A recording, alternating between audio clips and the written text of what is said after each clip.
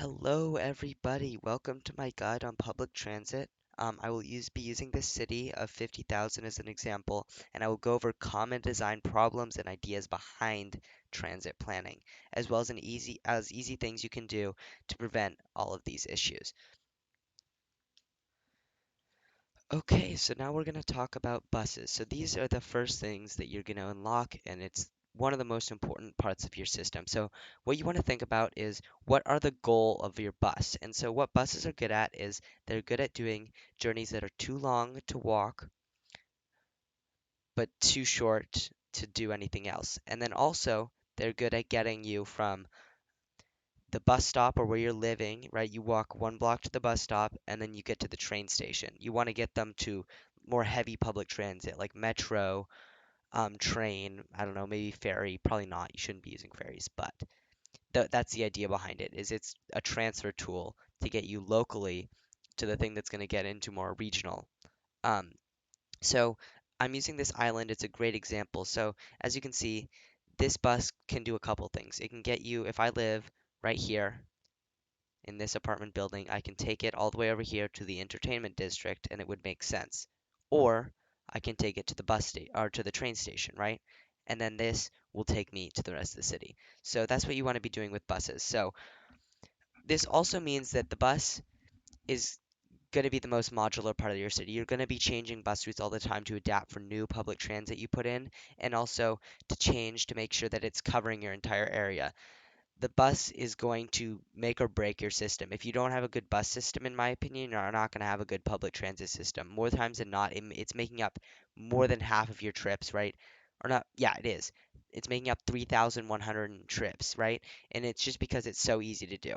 And so, another thing that you should think about is there's not really any downside to having buses, right? With other things, there's a lot of noise pollution, but putting down a bus stop doesn't take that much. The only downside is maybe a very small amount of traffic, but apart from that, there's not really any downsides.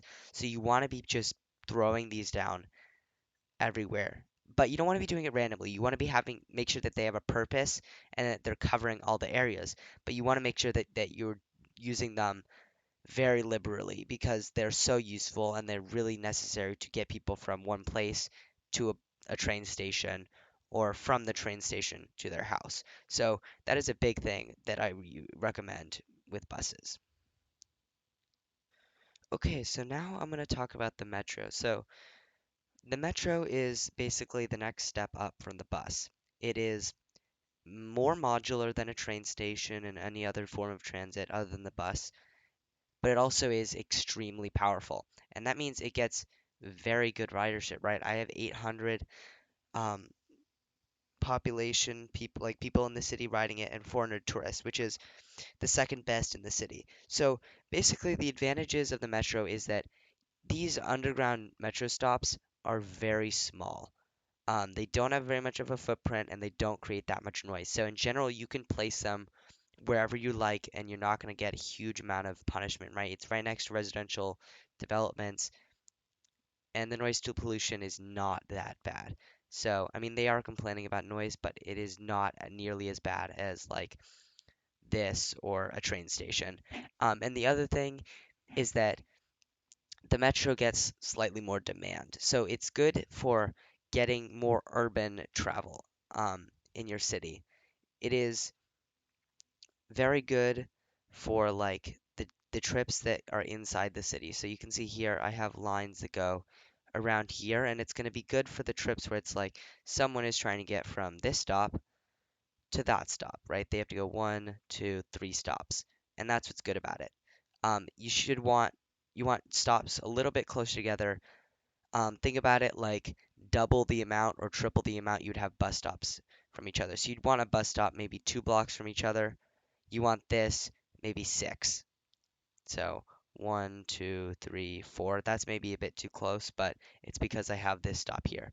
And then you can see maybe it's like four. So four makes a good amount. That makes sense. So you're like 4 to 6 blocks between each other is a good amount, because that's about where they want to be. Okay, so now we're going to talk about the train. And so the train is a little bit more niche than the metro. So the first thing is that stops take up a lot of space and they are very they are very noise polluting. So you have to kind of separate the use of a train station from residential uses. Otherwise, you're not going to have a good time. But a train is very fast. It is much, much faster than a metro, and it is much faster than cars. So this thing will zip around the city surprisingly quickly. And so it's really good for the longer distance trips. So you want to have less of these. You want to maybe have half or a third of the stops that you would on a metro line. So a metro line, it's like more similar to a bus. This is very regional. So as you can see, if I stop observing this train, um, I don't have a crazy amount of these, right? So I have a stop here, I have a stop there, I have a stop there, and then I have one all the way over here, here, and there. So you can see they're much farther apart than metro stations, right? Um, and this allows them to get speed, and this makes them more efficient, and that's what they're kind of good at. You want them to be very regional. So a metro could be considered almost local. It is regional, and it is used to be regional a lot, but if you're trying to get from one side of the city to the other, a train is going to be the better option 9 times out of 10 if it's designed correctly. So basically, what you need to watch out for is that you need to design and think about train stops a whole lot more than you do with any other thing. It's going to get muddled really quickly if you don't, because all of the trains coming in from other cities will get mixed up in the lines if you don't design it correctly, and cargo trains will get mixed up. So what you want to do is you want to try to separate. There's three main uses you're going to have for trains. There's cargo trains, there's outside connection trains, and then there's your commuter trains. And you want to try to keep these as separate as possible, because cargo trains and outside connection trains, you don't have any control over when and where they come from. So the more you have them separated from your commuter trains, the better, because the more that a commuter train gets stopped, the more they're going to bunch up, right? Because the more that one is paused, the more the other trains have to catch up to it. So you want to make sure that they're separated. And so that means that you want to have, in general, these loops entirely separated, and then you can probably have outside connections in freight trains together, um, because they're not on a time schedule. It doesn't matter if they get clogged up as much, but you do want to make sure that they're separated, because if you get a lot of trains coming in, they will clog up. And as you can see here, this is just bad design on my part. These are getting clogged up. There's just too much demand, and I need to make sure that I'm designing it correctly so that everything can flow nicely. So that's the one thing you have to think about with trains, is you gotta think about them a little more proactively than you do with any other kind of transit, because they will punish you the most for you not doing it.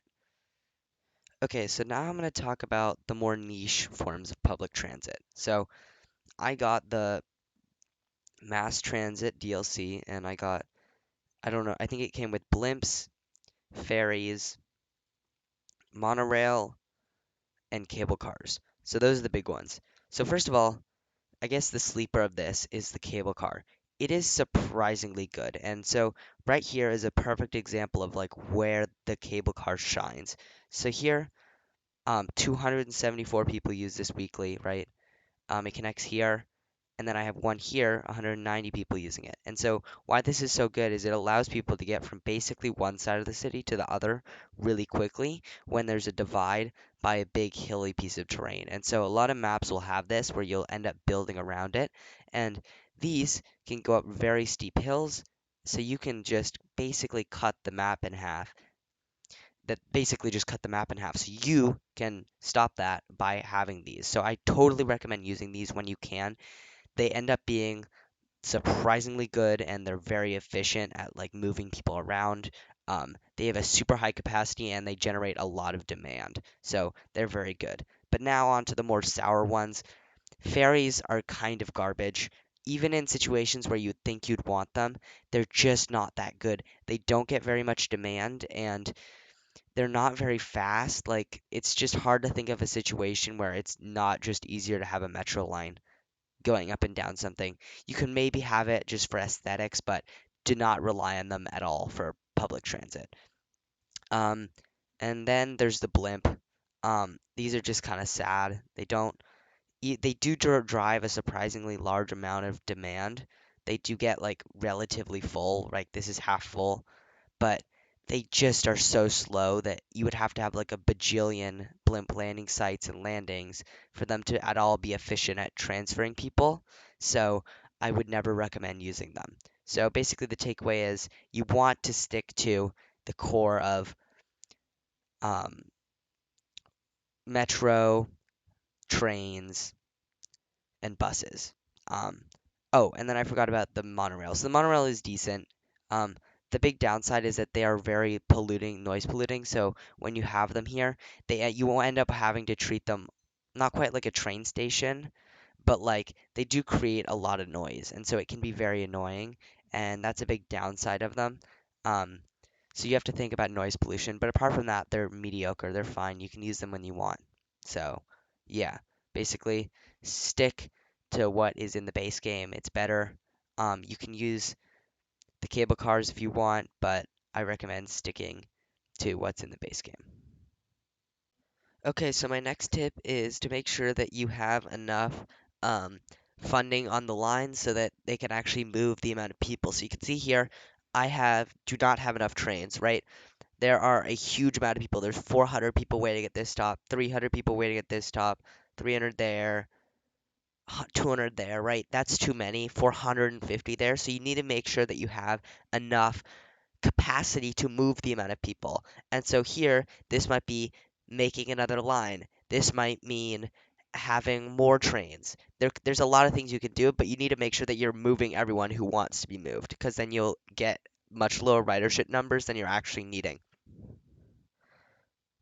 Okay, so another thing that you want to do is you want to make sure that people or Sims can get where they want to go. So make sure that all of your areas are covered with multiple forms. So everywhere should have a bus line that connects to a rail station or a metro station.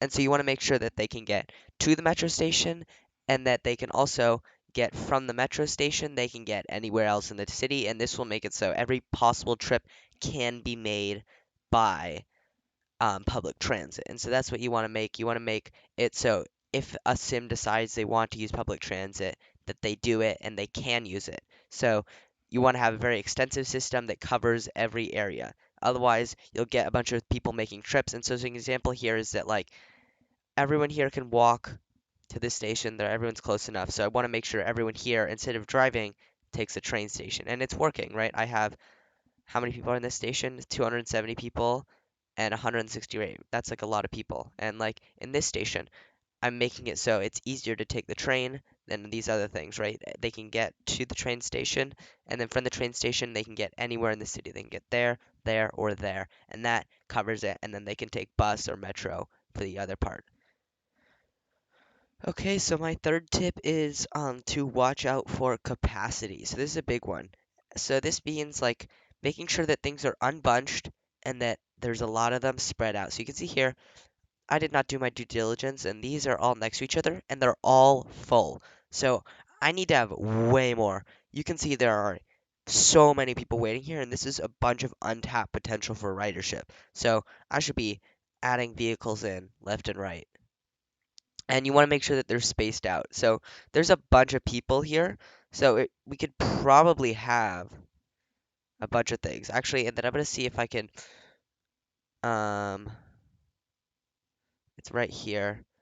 If I maybe can remove vehicles, um, so that you can have them unbunched. Okay, so my last thing to keep in mind is that the numbers that you'll see at stations and the numbers that you see here, take them with a grain of salt. They're going to fluctuate a lot from like day to day. I would say that they can, from one week to the next, there's can be like a 20% differential sometimes.